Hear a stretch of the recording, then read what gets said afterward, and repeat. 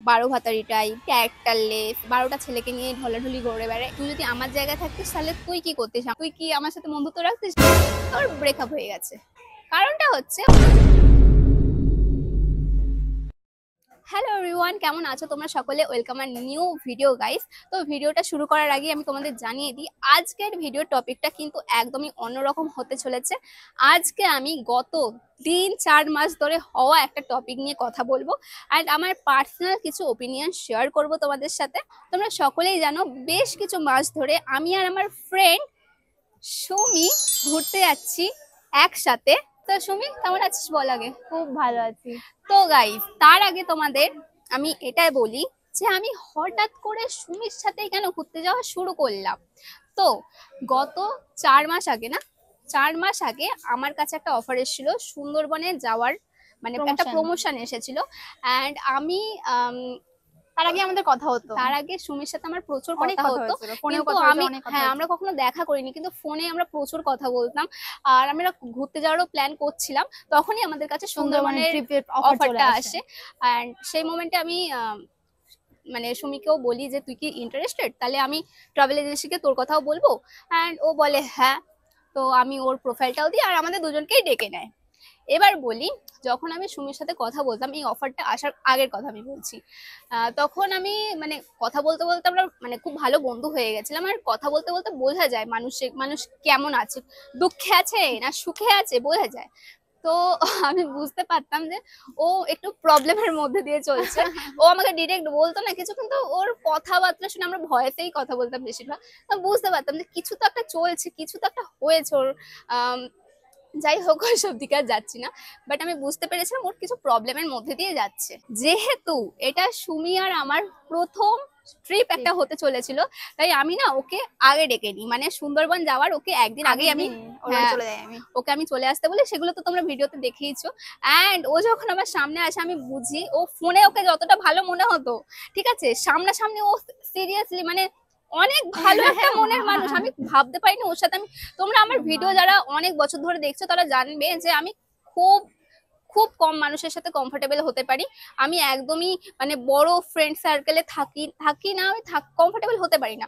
But ও এত মিশুকে, আমার যেন মনে হচ্ছিল যে আমি কত বছর ধরে চিনি, যেন ছোটবেলার একটা বলবো না গাইস, ছোটবেলার বন্ধু এসেছিল। এটা আমার পুরো পার্সোনাল ওপিনিয়ন, আমি ওকে ওর সামনে কখনোই কথাগুলো বলিনি, ফার্স্ট টাইম বলছি।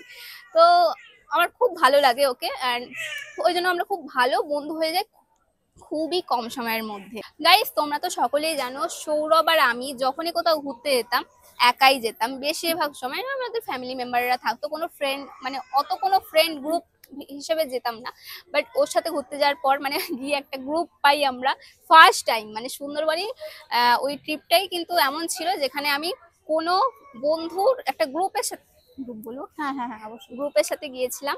এবার তোমাদের বলি আরো একটা কথা, যে সুন্দরবনে যাওয়ার আগের মোমেন্টটা যেটা তোমাদের বললাম, ও আমি বুঝতে পারি, ফিল করছিলাম যে ও কোনো প্রবলেমের মধ্যে দিয়ে যাচ্ছে। বাট ওকে সামনাসামনি দেখে আমি পুরো ক্লিয়ার হয়ে যাই যে ওর কি হয়েছে। ওর পার্সোনাল লাইফে প্রচুর প্রবলেম চলছিল, ঠিক আছে।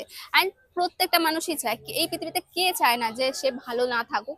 প্রত্যেকটা মানুষ চায় ভালো থাকতে এই পৃথিবীতে। অ্যান্ড ওর সেই মোমেন্টে যেটা মনে হয়েছে, যেটা করে ওর রিলিফ পেয়েছে, ও সেটাই করেছে, ঠিক আছে। অ্যান্ড এটা একদমই দোষ নয়, এটা একদমই কি হলো, কিছু না, আমি পাশে বসে আছি কাঠের পুতুলের মতো। এটা একদমই না, আমি কি ভুল বলছি? না না, অবশ্যই নয়, একদম ঠিক। এটা কোনো মানুষই চায় না খারাপ থাকতে, তো এটা একদমই দোষ না, বাই দ্য ওয়ে। আর যখন আরো একটা কথা বলছি, ঠিক আছে, তোর পারমিশন নিয়ে বলবো। যখন কোনো মানুষ দেখে, মানে নিজের মানুষ, মানে কি বলবো, যখন কোনো মানুষ কাছের মানুষকে দূরে সরে যেতে দেখে বা দূরে সরে যায় তার লাইফ থেকে, তখন কিন্তু সেই মানুষটার ওপর দিয়ে কি হয় সেটা সেই মানুষটাই বোঝে, সেই সিচুয়েশনটা বুঝতে পারে। অ্যান্ড সুন্দরবনের ট্রিপে না হলে হয়তো ও আরো প্রবলেমের মধ্যে দিয়ে যেত, অনেক প্রবলেম ওর হতো ওর লাইফে, যেটা ও কখনোই হয়তো কাউকে বলতো না। এবার আমি বলি, কিছু আমার লাস্ট কিছু ভিডিওতে আমি কন্টিনিউ দেখে যাচ্ছি তোমরা আমাকে কমেন্ট করছো সুমির সাথে মিশো না, সুমির সাথে মিশলে খারাপ হয়ে যাবে। কেন? কারণটা হচ্ছে ওর ব্রেকআপ হয়ে গেছে। সিরিয়াসলি, এটা এটা আবার এটা কিরকম কথা আমি মানে বুঝতে পারছি না।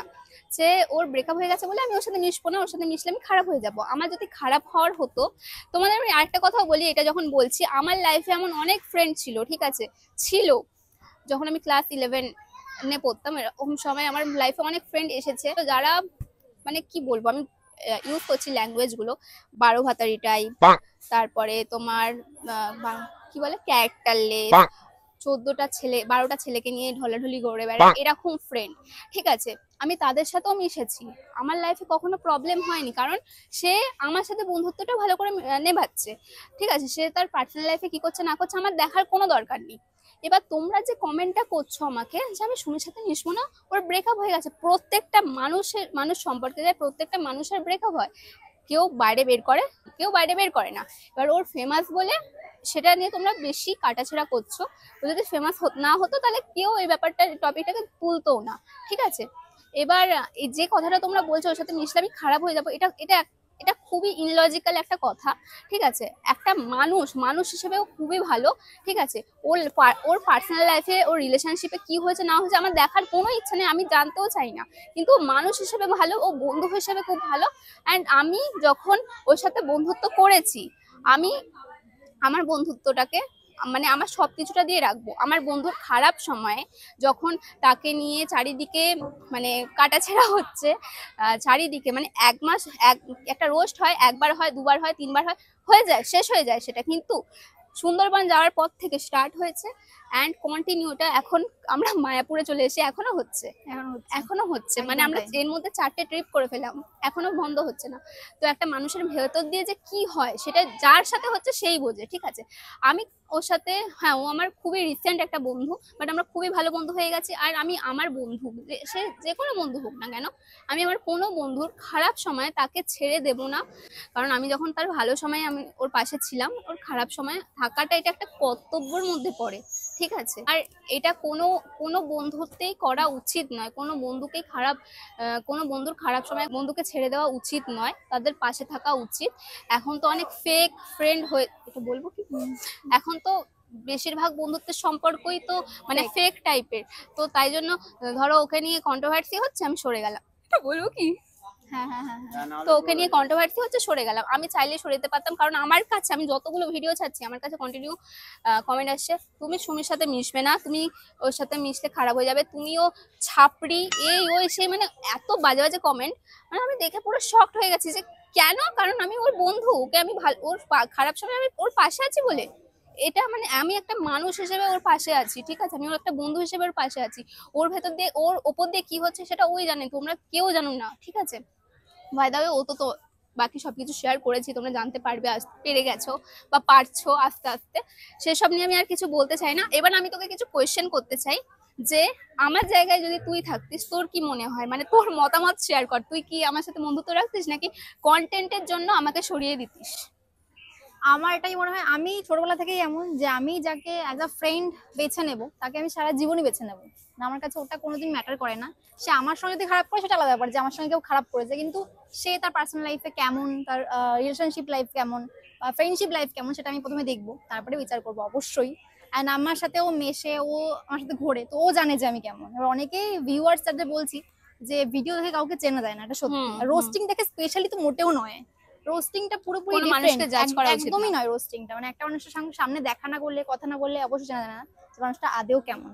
তো এটাই বলবো যে মানে না আমি তুই যদি আমার জায়গায় থাকতিস তাহলে তুই কি করতিস আমার সাথে, মানে ধর তোর কমেন্টে যদি এরকম কমেন্ট না, আসতো মোটেও নয়, কন্টিনিউ, মোটেও নয়। মানে ধর 100টার মধ্যে যদি 90টা কমেন্ট আসতো যে তুমি যদি অঙ্কিতার সাথে মেশো তাহলে আমি আনসাবস্ক্রাইব করে দেবো, আর ব্যান্ড করে দেবো, তোমার চ্যানেলে রিপোর্ট মারবো, তুই কি এরকম কমেন্ট এসছে সত্যি? আমি ডিলিট করে দিয়েছি সেসব কমেন্ট, হ্যাঁ, হ্যাঁ আমি ব্লক করে ডিলিট করে দিয়েছি।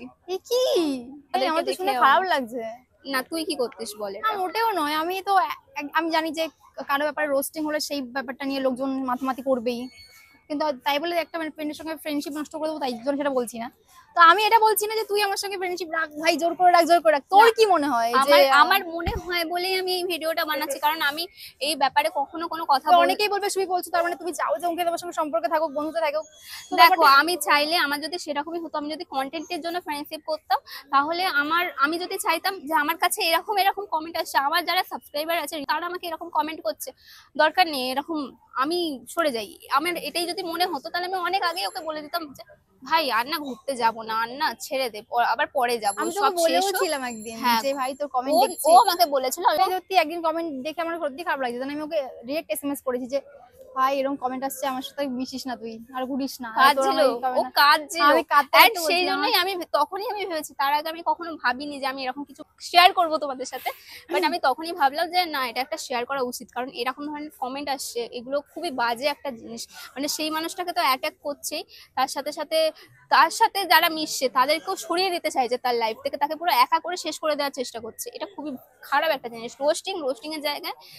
কিন্তু এই জিনিসটা যেটা হচ্ছে এত মাস ধরে, এই জিনিসটা একদমই ঠিক নয়, আমি তো একদমই বলবো না ঠিক বলে। কোনো মানুষ যারা কমেন্ট করছে তাদের লাইফেও যদি এরকম কিছু হতো, বা তাদেরকে নিয়েও যদি এত কথাবার্তা হতো, কেউই সহ্য করতে পারতো না। ও তো প্রচুর স্ট্রংলি, ভালোভাবে সবকিছু ভুলে গিয়ে নিজের কাজে ফোকাস করছে, পাস্টে পড়ে না থেকে, কান্নাকাটি করে, ভিডিও না করে, নিজে ভালো ভালো কাজ করে তোমাদের সামনে আনছে, সবকিছুকে ইগনোর করে, বাজে কমেন্ট ইগনোর করে, শুধু পজিটিভ দিকটাই ও দেখাচ্ছে। ওর জায়গায় আমি থাকলে আমি তো হয়তো ভেঙে পড়তাম, অন্য কিছু করে ফেলতাম এত বাজে কমেন্ট থেকে। বাই দ্য ওয়ে, এসব ছাড়ো তো, সব শেষে আমি এটাই বলবো যে ও আমার বন্ধু ছিল, আছে আর থাকবে। ওর খারাপ সময়, যে ভালো সময় যেরকম পাশে ছিলাম, যেটা আগেও বললাম, খারাপ সময়েও আমি ওর পাশেই থাকবো, ওর সরে যাব না, ঠিক আছে? কারণ আমি মনে করি বন্ধুত্বটা সবকিছুটা মানে দিয়ে নেবানো উচিত, আমি ফেক ফ্রেন্ডশিপ করি না। মানে ও কোনো ক্রাইম করেনি, ঠিক আছে? যদি ক্রাইম করতো তাহলে আমি ওকে কখনোই সাপোর্ট করতাম না। কোনো লিগালি এমন কাজ করলে যেটা মানে লিগালি একটা দিকে চলে যাচ্ছে, ক্রাইম যেটাকে বলা হয়, তাহলে আমি কখনোই সাপোর্ট করতাম না। আমার মনে হয় প্রত্যেকটা সম্পর্কে ব্রেকআপ হয়, অ্যান্ড ও এগিয়ে গেছে, ওর লাইফে মুভ অন করে গেছে, তো তোমরাও হ্যাপি থাকো সেটা নিয়ে। আর প্লিজ এরকম কোনো কমেন্ট করো না, এমন বাজে কোনো কমেন্ট করো না। আর আমি চাই না যে এই কমেন্টগুলো আর আসুক। আমি কথাগুলো বললাম পজিটিভ ওয়েতে, তোমরা পজিটিভ ওয়েতেই নিও, ব্যাস। ঠিক আছে? তুই এখন খুব ভালো আছে, ভালো আছে, ওকে ভালো থাকতে দাও, আমি এটুকুই জানাবো তোমাদের। তো চলো খুব গাইস, ভালো আছে, খুব ভালো। আর থ্যাংক ইউ। এই ভিডিওটা এই টপিকেই ছিল, তোমাদের ক্লিয়ার করে দিলাম যে তোমরা প্লিজ এরকম করো না, খারাপ লাগে দেখলে। আই থিঙ্ক তোমাদের বোঝাতে পেরেছি। চলো এই ভিডিওটা এই পর্যন্ত রাখলাম, দেখা হচ্ছে নেক্সট ভিডিওতে, টাটা।